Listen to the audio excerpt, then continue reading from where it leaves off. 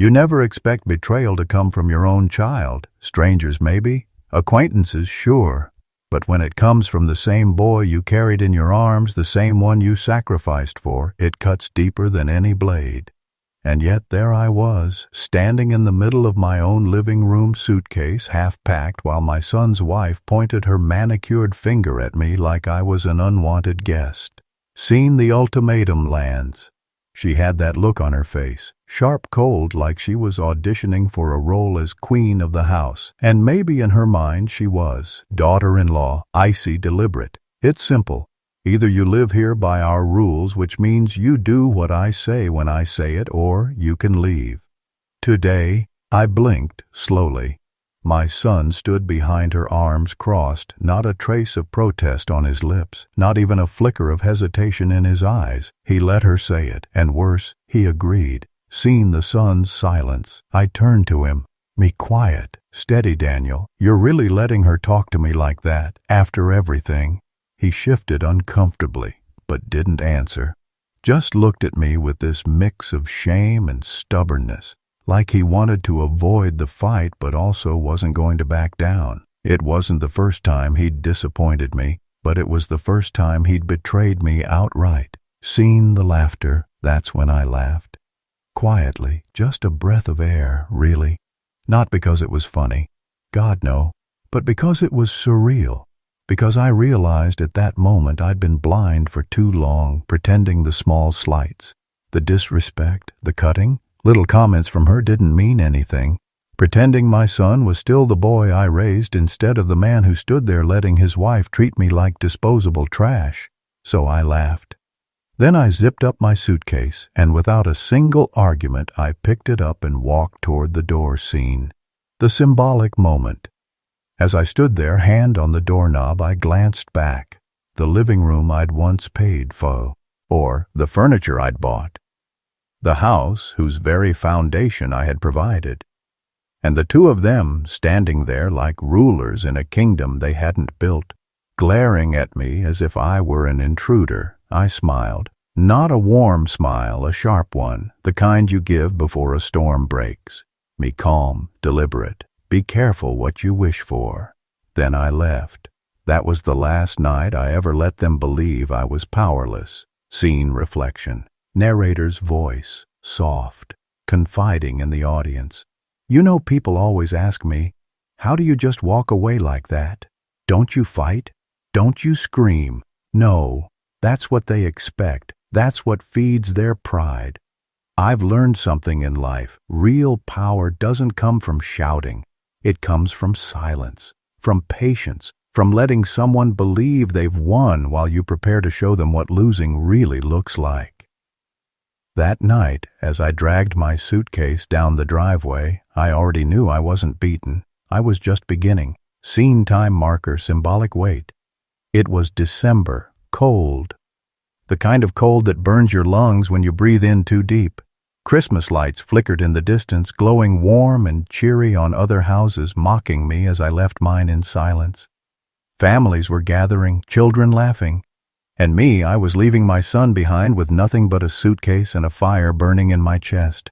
That date seared itself into my memory. Not as the night I lost my family, but as the night I reclaimed my dignity. Narrator closing for Section 1 with foreshadowing. They thought they had pushed me out for good, that I would vanish quietly, tail between my legs, and leave them to their kingdom. But kingdoms built on arrogance crumble fast. And I had spent my whole life building foundations. They were about to learn what happens when you try to evict the man who built the very ground you stand on. People think these things happen overnight, that one day everything is fine and the next your son and his wife are pushing you out. That's not how it goes. It starts small, subtle, like a drop of water that doesn't seem like much, until it carves a canyon into stone. Seen the first cracks. When Daniel first brought Melissa home, I welcomed her. Why wouldn't I? She was bright, ambitious, smiling like she had the world figured out.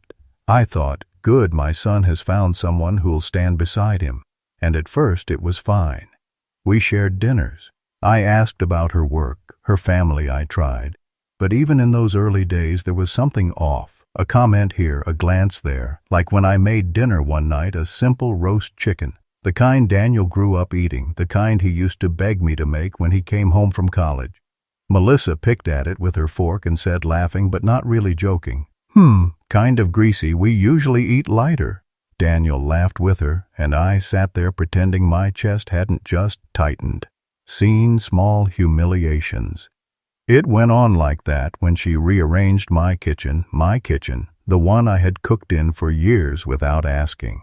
When she told Daniel in front of me, "Your mom is sweet, but she's stuck in her ways." When they invited friends over and Melissa introduced me as if I were a guest, not the man who owned the house. None of it was loud. None of it was outright cruel, but it chipped at me, and my son, he never stopped her. Not once. Narrator tone sharpens voice lower.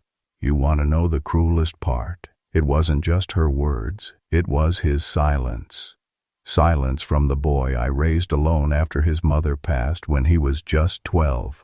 Silence from the boy I worked double shifts for so he could have sneakers that didn't make him feel less than the other kids. Silence from the boy I cheered for at every game, every graduation, every milestone. That silence screamed louder than anything she ever said.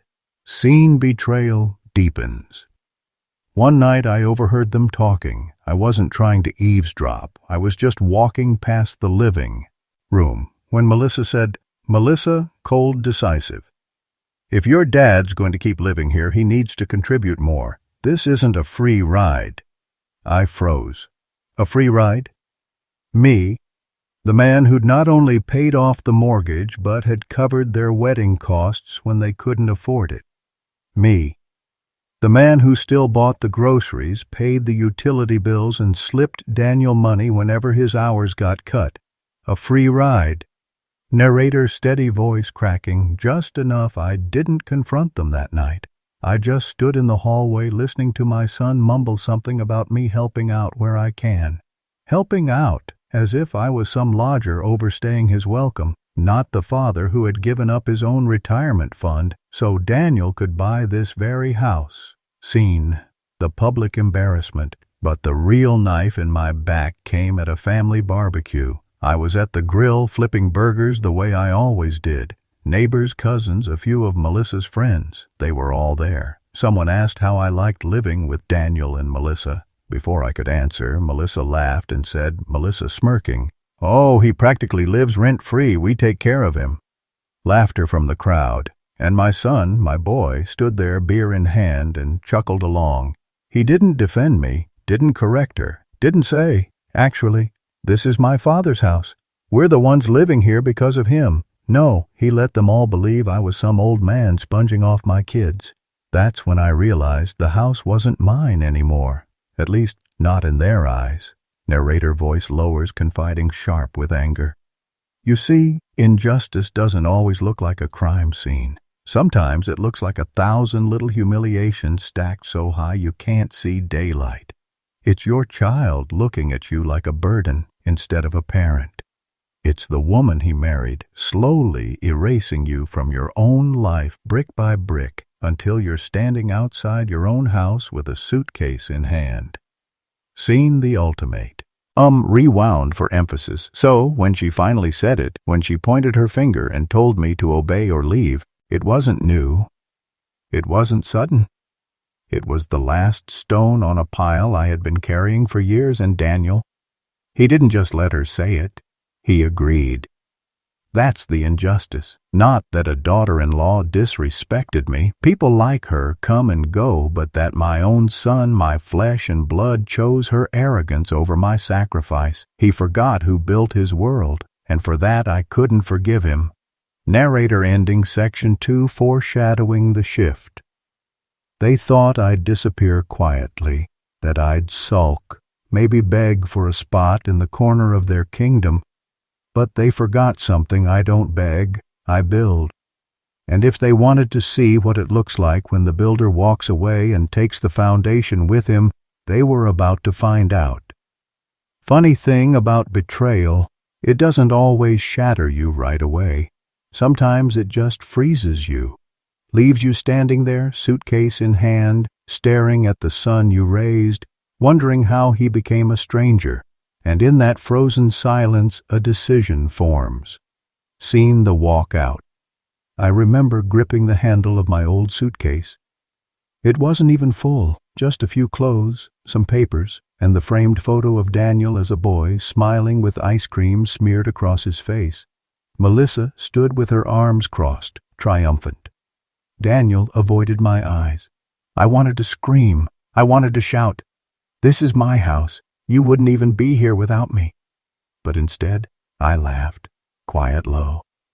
A laugh that made Melissa's smile falter just for a second. And then I walked out.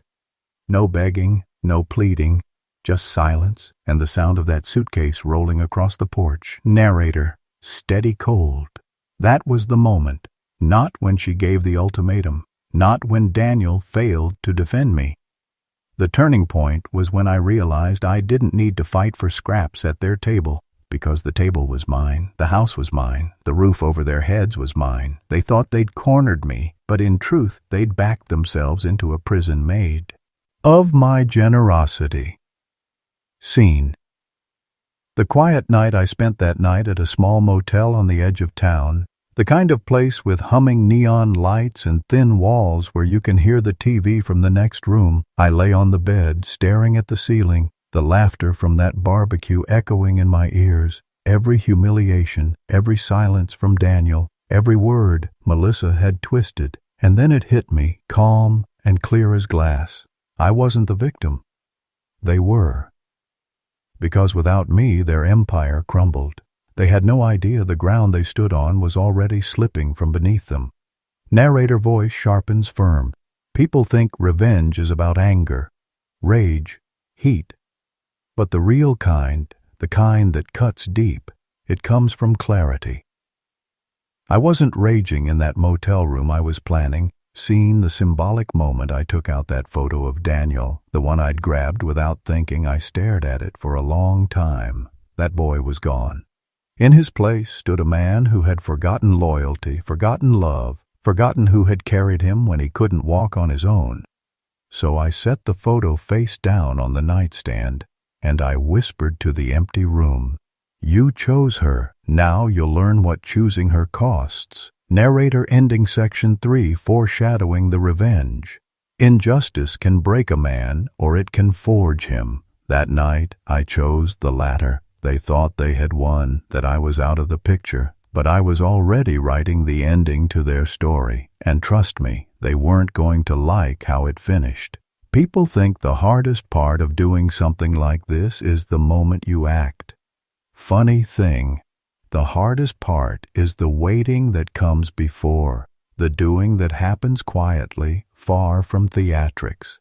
If you're going to take back what's yours, you don't roar. You prepare, you map, you set the pieces so they fall exactly where you want them to. Seen the lockbox and the deed. First thing I did was go home, not to confront them, not yet, but to the little metal sock box under my bed where I kept paperwork. I dug out the deed, the mortgage statements from back when I first signed property tax receipts with my name on every single payment. The paper felt crisp in my hands, heavy with years. I sat at my motel desk under that humming light and read every line like a man reading the plans to a house he built. My name, my signature, date stamped. Not one ambiguity. That was the foundation. If you want to prove anything, you start with the facts. Narrator, calm, tactical. Next, finances. I logged into my accounts. Pulled payment histories, traced transfers. Yes, I'd helped them. Yes, I'd slipped an extra check their way in tight months, but the mortgage every page proved I'd covered it. I made copies, put them into a folder labeled simply paperwork. Clean, organized, irrefutable scene. The lawyer. I wasn't a lawyer. I'm a man who knows nails and joists and how to make sure a roof doesn't leak. So I walked into a lawyer's office the day after. A young woman, sharp, direct, exactly what I wanted. I put the folder between us and explained the truth. I didn't ask for drama. I asked for options. She laid them out: eviction procedures, notice periods, what would happen if I cut utilities tied to my accounts, what the bank needed to do to foreclose if I stopped paying. Not my aim, she warned, and how to record any informal agreements that might be raised. Legal reality, dry and precise, took the emotion out of the decision. It became a plan. Chronology, deadlines, contingencies, narrator. Steady, I told her. I didn't want headlines. I wanted effectiveness. Quiet. If possible, dignity for me and impact for them. She nodded. We'll build a paper trail, she said. You can't fight what the records show. That's the language I respect. Facts. Scene inventory of control. After the lawyer, I made a list of practical things under my name: utilities, insurance, lawn service, credit cards. I'd quietly paid down when they ran short. I called the utility companies, politely asking for account confirmation. Every call was casual, no threats, just questions. Account numbers, names on the bill. As it turned out, a lot of things I'd kept in my name remained so. Not out of malice, but laziness on their part. They'd trusted my stepping in too long. It left an opening. Narrator quietly amused. People who demand control often leave tiny doors unlocked. They're too busy acting like kings to do the tedious work of ownership. That's where common sense meets the law. I was patient, and they were careless. Scene, small cuts, precise. I didn't go for the nuclear options first. I started with small surgical moves. Cancel the premium cable package I'd been covering. They loved their sports. Change the landscaper's schedule so the lawn wouldn't be tidy. Monday morning. Put the housekeeper on hold. Cancel the subscription box that sent monthly gadgets to Mark's man cave. And quietly, I closed the credit card account I'd used for their emergencies. No drama, no note, just a quiet retraction. Narrator measured. Why do small things first? Because they're the first cracks. They test reaction, they make entitlement itch. Someone who assumes comfort will adapt slowly until panic replaces smugness. I wanted them to sweat before the real storm scene rehearsals and practice. I practiced conversations, not threats, statements, short, factual, impossible to spin when you say them with calm. Lines like, your name isn't on the deed, and I will no longer be paying your bills as of this date. I rehearsed them in the car, under fluorescent motel lights, until my voice didn't waver. And I rehearsed being unmoved because they'd try to pull on the heartstrings. They'd guilt, they'd beg. I'd been strong enough to help for years. I needed to be strong enough now to stand down. So I worked on keeping my face neutral, my words short, no speeches, no melodrama. Narrator strategic. The lawyer wrote up a simple notice I could hand them if it came to that: eviction paperwork drafted but not served. The idea wasn't to brandish it for cruelty, it was to have a clean, legal optio. Nan ready if negotiation failed. If they didn't respond to small inconveniences, the notice would be next.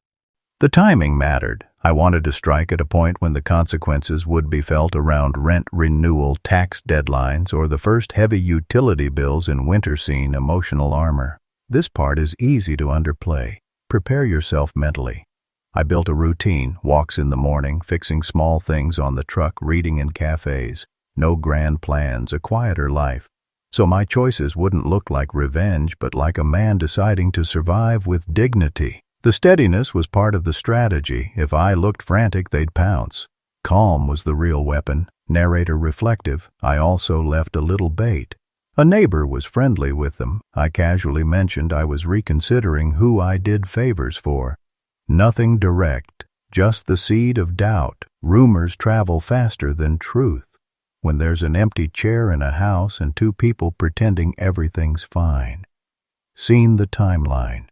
Then I set dates, real, unambiguous dates. I decided to turn off the premium channels the following month, to pause lawn service in 3 weeks, to hand them the legal notice if they hadn't adjusted their behavior by the end of that window. My lawyer and I agreed on the wording factual, not vindictive. Timing is everything. You don't make a move so early that they can rally and reverse it. You don't wait so long. They steady themselves and harden. You find the sliver where discomfort becomes crisis. Narrator soft but firm. I didn't relish this. I never did. I liked building more than breaking. But sometimes the only way to teach responsibility is to remove the cushion that made irresponsibility comfortable. I wanted them to feel weight. I wanted them to answer for choices they'd made with other people's goodwill. Scene final mental checklist. The folder was ready. The lawyer on standby, utility accounts verified, small cuts in motion, rehearsed lines memorized, dates on the calendar circled in black ink. I slept little those weeks, but with a purpose. There's a clarity in that kind of work I hadn't felt in years. The same clarity I get standing at the top of a roof after a job well done. And on the last cold morning before I pulled the first thread, I packed the deed back into its envelope, slid it into my jacket, and drove to a coffee shop a few blocks from their house. I sipped my coffee and let the steam blur the streetlights. I watched their street through the window, people moving about, oblivious. In an hour, their evening would change. In a week, their comfort would wobble. In 30 days, their rules would have to meet responsibility.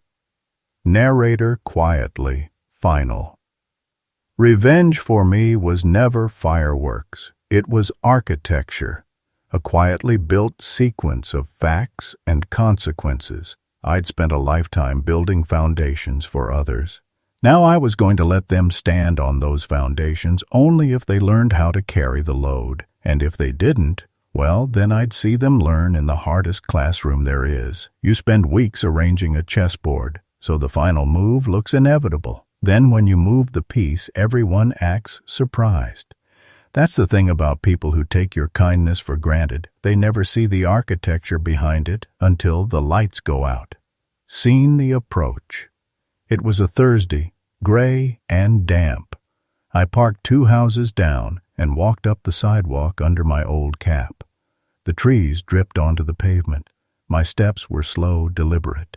I had no dramatic soundtrack in my head, just the sound of my shoes, the drip of water, the quiet of a man who knows what he's about to do and has accepted the cost. I didn't knock at the front door. I used the key. The lock turned the same way it always did, the same satisfying click I'd heard 1,000 times in 1,000 years. Walking past the hallway, photos, grandchildren in pumpkin patches, Daniel with a cap and gown. My chest tightened for a second, then eased. This was necessary. Scene the living room. Mar. Koa was on the couch, remote in hand, shouting at the TV like he owned the room. Emily sat beside him, scrolling through a phone. The house smelled faintly of reheated takeout and something sweet burning in the toaster. It was domestic ordinary, the very ordinariness they'd weaponized against me. They looked up when I entered. Mark's grin flickered into a blank I'd seen before, surprise morphing into irritation. Emily's face tightened, the smile shaky. Mark, dull, annoyed. "You back already? Thought you were staying with your brother or whatever." Me, calm, folding my jacket neatly over the armchair. I'm back now. No tremor in my voice, no pleading, just a fact. The kind that requires no argument. Scene, the first cut. No theatrics.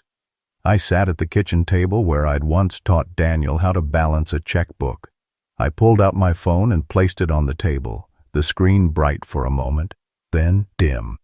I called Spectrum this morning. Your premium package is discontinued as of noon. They said you can call and resubscribe in your name if you want to keep it. That's the process. Mark's face went from irritation to annoyance to something like disbelief. He reached for the remote instinctively, as if clicking might summon the channels back to life. The screen stayed stubbornly black. Mark shouting, "What? No, who'd do that? This is ridiculous." Me, soft, steady. "I did." Emily, small, wobbly. "Dad, Why would you? I waited. Let the silence settle. People glare into silence longer than they bargain for when it isn't theirs to break. Scene the second cut, utilities. Next, I slid a paper across the table. A copy of the utility confirmation, the account name, the notice, the effective dates. Me water suspended on Tuesday if not settled. Power switch to name only billing. The company asked who's responsible moving forward. I informed them. I won't be covering any more charges that aren't under my name. Emily reached for the paper fingers, trembling. Her eyes darted to Mark like looking for permission she'd never needed before. Emily, voice thin. You can't do this. Pay you back. Me, mild factual. You've been living here under my name and my payments for years. If you want to be independent, that's great. But independence comes with a price. You asked me to live by rules set by Melissa. I accepted your challenge by leaving. Now I'm ending the concessions that made you comfortable. Mark's knuckles whitened on the armrest. His bravado dipped under the surface. He'd never had to face consequences he couldn't shout away. This was different scene, the legal document, the pivot. I took a breath and set another envelope on the table, thicker this time.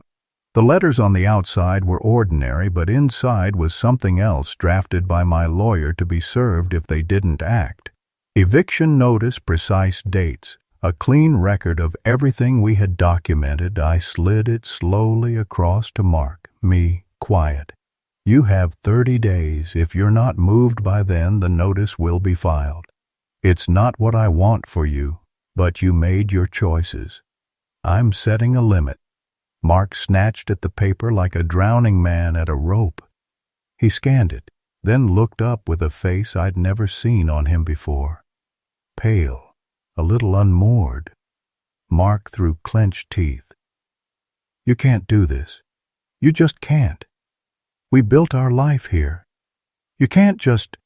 I didn't interrupting controlled. I built this house. I paid this house. I kept the payments and the repairs and the taxes. I did that so you could have a place to live. That does not mean you can demand obedience or redefine my life under your rules. That was the choice you made. Seen Emily's unraveling. Her eyes filled.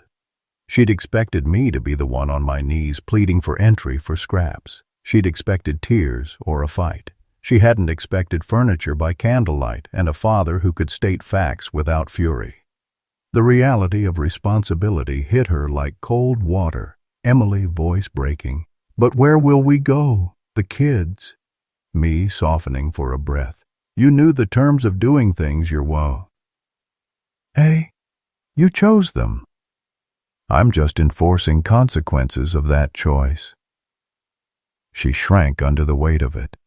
I'd expected bargaining bluster threats. What I heard instead were pleas. That told me the small cuts were working. Panic does not come with a loud knock. It creeps in between bills and blackout notices, scene escalation, neighbors, and guilt. Out on the street, a neighbor's dog barked. A light flipped across the road. People notice when a family's rhythm changes. It's human curiosity. Within an hour, a text thread started to light up. Neighbors asking who had switched off the cable, who knew about the water call, who'd seen Mark pacing. Rumors are fast. Reality is faster. Mark tried to find his anger again, but it came out jagged and hollow. Mark, loud. You think you can break us?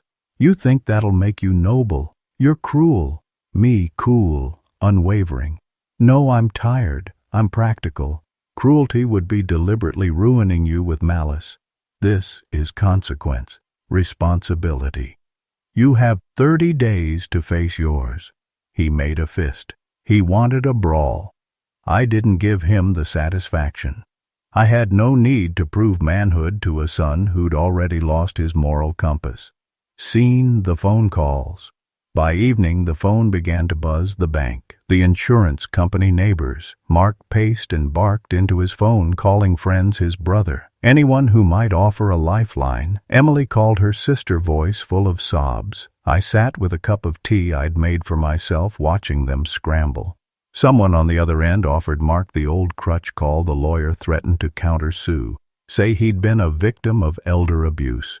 People call lawyers when they're cornered.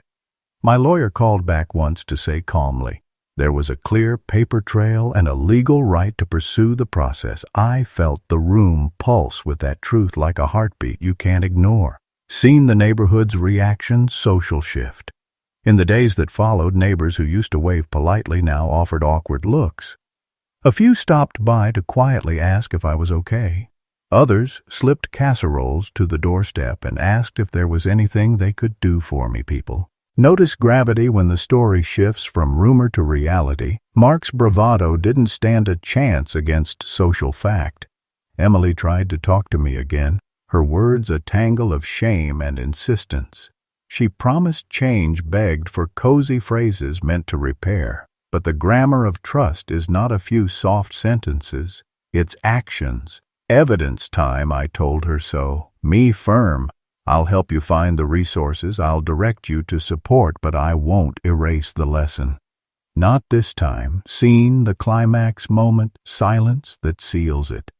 One night a week after the initial confrontation, I went back to the house to see how the process was unfolding. Boxes were at the curb, clothes draped over the banister. Mark leaned against the hood of the car, his head in his hands. Emily stood on the porch, watching a family across the street hang a string of lights. I walked onto the porch without knocking. She saw me and flinched. For a second, we were just two people connected by decades of history. And then the weight of what had been said and done returned like a wave. Emily, soft, barely audible. Dad, I'm sorry. No theatrics, no dramatic bent knees. Just the truth spilling out of a woman who finally understood the arithmetic of her choices. I looked at her, at the boxes, at the quiet of what used to be comfortable life.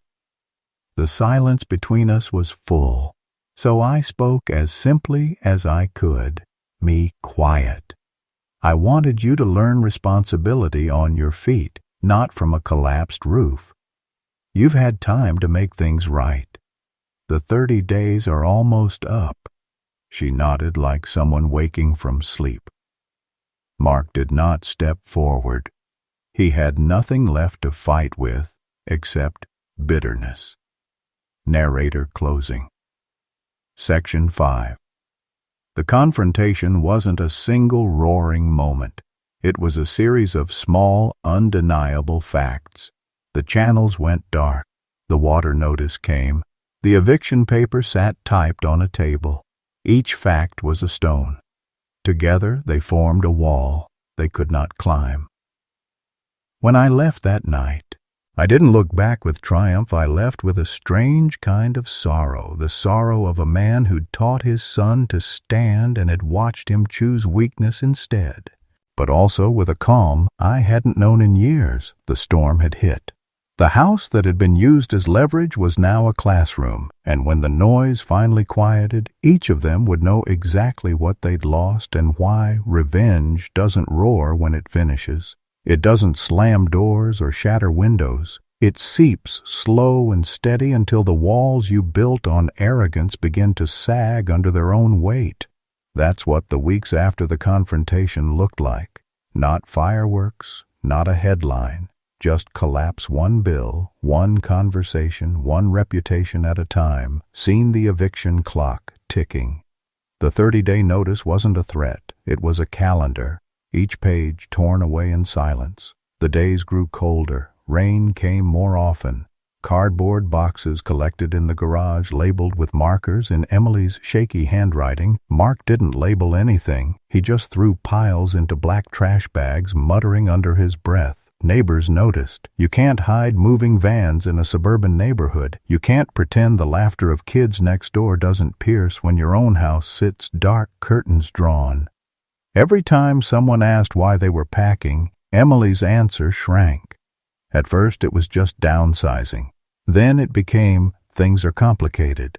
By the last week, she just said nothing at all. Seen Mark's unraveling. Mark, who had always carried himself with that smug tilt of the chin, found the ground shifting beneath him. He lost his temper more often, snapping at the kids, at Emily, even at the dog. His voice, once booming in front of a TV football game, now sounded like a cracked speaker, loud but empty. He tried to find allies, called his brother, called old friends, spun the story with himself as victim, but the details didn't hold. When you say he kicked me out of my house, and the paperwork shows the deed, the bank statements, the utility accounts, people stop nodding. Sympathy drains when facts stand taller than feelings. Eventually, even his tone on those calls shifted. Less anger, more desperation. He needed someone to blame, but blame didn't keep the lights on. It didn't cover rent in a new apartment, and without me footing bills. The real cost of adulthood sat heavy on his shoulders. For a man who'd built his comfort on my backbone, that was a weight he couldn't bear. Seen Emily's guilt. Emily moved slower each day. Her smile, the one that used to light rooms, dimmed into a fragile flicker. She was never cruel at heart, just weak in conviction. She'd let Mark's temper set the rules. She'd stood back while he drew lines in my own home. Now she watched her children, confused and unsettled, packing toys they didn't want to leave behind. Once she caught me in the driveway as I carried a box of my own belongings from storage. Her eyes were red cheeks, hollow from restless nights. "Emily," whisper, breaking. "Dad. I don't know how we got here. I thought we were protecting our family. Me measured but not cruel. You protected Mark's pride. You didn't protect your family. There's a difference." She didn't argue. She just nodded, eyes shining, and walked back inside without another word. That's how guilt works. It silences louder than any lecture scene. The children's questions. The hardest part wasn't watching Emily crack or Mark rage. It was the children. They asked questions nobody could answer cleanly. Why are we leaving Grandpa's house? Why can't we watch cartoons anymore? Why is Daddy so mad all the time? Kids don't care about egos. They care about consistency, warmth, bedtime routines, and they felt the fracture like an earthquake under their feet. Emily tried to soothe them, but her voice trembled. Mark barked at them to be quiet. Once my grandson slipped into the garage while I was sorting tools. He picked up a small wrench, his little fingers clumsy but curious. Grandson softly, "Grandpa, are we in trouble?" I froze, not from the question, but from those innocence behind it. I bent down, took the wrench gently from his hand, and rested it back on the bench. Me, quiet, steady. "No, buddy, you're not in trouble. Grown-ups made mistakes. You're just caught in the middle." He nodded like he understood, even if he didn't. Children often carry the weight of adult choices without knowing the names of the burdens. Seen social fallout. The fallout wasn't just inside the house. It spread like a ripple in water. Neighbors grew cautious around Mark. He was no longer the loud guy who threw weekend barbecues and barked sports commentary through the walls. He was the man who had kicked his own father out and gotten evicted for it. Emily faced a quieter punishment. Pity. People whispered condolences to her in grocery aisles, asked if she was holding up okay.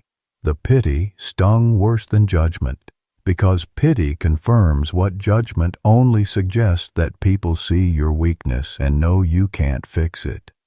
For me, the silence was oddly freeing. For years I'd been the background figure, the man who made sure the mortgage was paid, the lights stayed on, the kids had Christmas gifts under the tree. Now the community saw the truth, and once they saw it, they couldn't unsee it. Respect, once shifted, never swings back the same way. Seen financial fallout. The money lines hit next. Without me covering utilities, groceries, unexpected bills, the gaps showed fast. Mark's paycheck, inflated in his stories, thinner in reality, didn't stretch far enough. Emily tried to juggle by cutting corners, canceling memberships, skimming savings. But numbers don't lie. Within a month, debt collectors started calling. I wasn't cruel about it. I didn't gloat, but I also didn't step in. Every time Emily's voice shook on the phone about late fees or bounced payments, I reminded her gently, "Me, this is what independence looks like. It isn't free, it isn't easy, but you chose it. That truth burned sharper than interest rates. Seen Mark's breaking point. One night, about 3 weeks in, Mark stormed out onto the porch where I sat sipping tea. His face was red, fists clenched, veins at his temples pulsing. Mark shouting, "You ruined everything. You took my life from me." I looked at him calmly, not even flinching. Me, quiet, deliberate. "No, son. I gave you a life. I gave you a home. You tried to take mine. I simply reminded you whose name was on the deed." He stood there, breathing hard like a man waiting for a fight that wasn't coming. When I didn't rise, his fury drained into something smaller. His shoulders slumped. He muttered something I didn't catch and walked back inside. That was the moment I knew he'd broken, not loudly, quietly, the way glass cracks, almost invisible at first, then spreading until the whole surface can't hold. Narrator closing. Section 6. The fallout wasn't dramatic. It was relentless. It was the unpaid bills, the neighbors' whispers, the quiet questions from children, the hollow look in my daughter's eyes, the slump in my son-in-law's shoulders. It wasn't revenge in the way movies sell it, loud and fiery. It was practical, cold, patient. And as the dust settled, I realized something. This wasn't just punishment for betrayal. This was a mirror. For the first time in years, they had to see themselves without the cushion of my sacrifice, and they didn't like what they saw. That's what fallout really is. It isn't the blast. It's the silence after, when everyone has to sit in the ruins and face themselves. Fallout always leaves silence behind. And silence creates space. Space for guilt, space for desperation, space for the ones who wronged you to wonder if maybe, just maybe, they can crawl back and undo the damage. It didn't take long before the knock came. Seen Emily at the door. It was late evening. I was sitting in the living room, a book in my hand, when the knock echoed sharp against the door. Not hurried, not angry. Hesitant, I opened it to see Emily standing there, shoulders hunched, coat zipped up to her chin, eyes red from crying. For a second I saw my little girl, the one who used to run to me after nightmares asking if monsters were real. And now here she was, hands trembling as though I were the one who had turned into the monster. "Emily," voice breaking, "Dad, can we talk?" I stepped aside without a word. She walked in, carrying not pride, not triumph, but the heavy air of regret. Seen the conversation. She sat at the kitchen table. I poured her tea. For a long moment we didn't speak. Just the clink of the cup in the saucer. Finally, she whispered, "Emily, I was wrong. I let him push me into choices that weren't mine. I thought I was protecting him, protecting the kids, but I see now I wasn't protecting anyone." Her voice cracked. Tears ran and she wiped them quickly, embarrassed. Me, quiet, steady. "You didn't just let him push you. You stood back when he pushed me. That's what cut the deepest." Her eyes dropped to the table. She couldn't argue. She just nodded, shame painting her cheeks. Emily pleading, "I don't want this to be the end. I don't want the kids to lose their grandfather. I don't want to lose you." The words hung in the air, raw and trembling. Seen Mark's attempt. It wasn't just Emily. A week later, Mark showed up. Not loud this time, not shouting.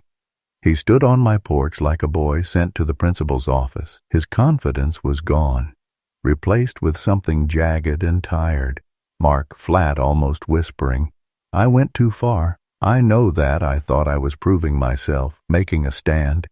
But all I did was tear everything down. I studied him. The man who once demanded I obey under my own roof now couldn't meet my eyes. "Me, you didn't just tear everything down, Mark. You showed the kids what disrespect looks like. You showed my daughter what misplaced loyalty costs. And you showed me exactly who you are." He winced like the words themselves struck him. For once he had no retort, no defense, just silence. Narrator reflective. Forgiveness isn't about forgetting. It isn't about pretending. Scars don't exist. It's about deciding where the line stands, what you allow back into your life and what you don't. So I listened, I let them speak, I let them beg, explain, stumble over apologies. They should have spoken months earlier, and when they finished, I answered with clarity, seen the firm boundary, me measured calm. I raised you, Emily, to know respect. I gave you both a home, stability, and trust. You repaid that with betrayal. Now you come here asking for forgiveness. I'll tell you this. I won't hate you. I won't keep the grandchildren from me. But the days of me being your safety net are over. If you want me in your life, it will be on different terms. Respect boundaries and honesty. Without those, there is nothing. Emily's tears spilled over again, but she nodded. Mark just lowered his head, jaw tight. Neither argued, neither dared. Narrator, soft, reflective, close. They wanted me back in the same role, the quiet provider, the background savior. But those days were done. Reconciliation doesn't mean restoration. It doesn't mean pretending betrayal never happened. It means drawing a line so sharp it can never be blurred again. And as they left that night, I felt no anger, no gloating, just a quiet certainty. If they wanted a relationship with me, they'd walk on my terms now.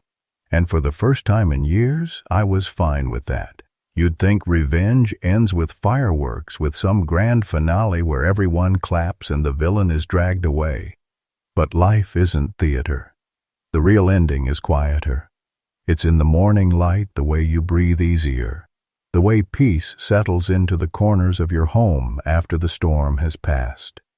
That's how it was for me, seeing the house reclaimed. I walked through my house one morning, coffee in hand. The sun spilled through the windows, warm and steady. For the first time in years, the silence wasn't heavy. It wasn't the silence of tiptoeing around tension or waiting for voices to rise. It was mine. I looked at the walls, the photos, the familiar furniture, things I had bought, built, and cared for. No one could take that away from me again. This wasn't just a house anymore. It was proof that I could stand my ground, that I didn't need to bend just to belong under my own roof. Seen grandchildren visit. A week later, Emily brought the kids over. Not Mark, not yet. He wasn't ready to face me again, and maybe I wasn't ready to see him either. The kids came running in, laughter filling the air. I hadn't realized how much I missed that sound until it echoed through the hall. Emily stood back watching. Not with entitlement, not with assumption, with gratitude. She mouthed, "Thank you," when the kids weren't looking. That was enough. We didn't need long speeches. Respect lived in actions, not apologies. Narrator, soft, measured. People think revenge is about destruction, but the best kind, it builds. It built me a new sense of peace. It built boundaries that should have been there all along, and it built clarity about what I'll accept and what I never will again. Seen Emily's shift. In the weeks that followed, Emily came by more often. She'd sit in the kitchen, help with dinner, even wash the dishes, something she hadn't done in years when she lived here. One night, she said quietly, "Emily, I see now, Dad. You didn't just give us a house. You gave us roots, and we almost cut them out of our own pride." I didn't say much, just reached across the table and squeezed her hand. Sometimes, silence is the answer. Not cold silence, but steady, forgiving silence. Seen Mark's cautious step. Eventually, Mark came too. Not with swagger, not with demands. He knocked, waited, and when I opened the door, he asked Mark, quiet, "May I come in?" It wasn't an apology spelled out, but it was the closest he could come. I let him in. We spoke little. We didn't need to force reconciliation. It would either grow slowly or it wouldn't grow at all. But the power balance was set. He knew now respect was the only ticket into this house. Narrator, reflective, close. My life didn't end when they pushed me out. It began again. I learned that family isn't about blind obedience or keeping peace at your own expense.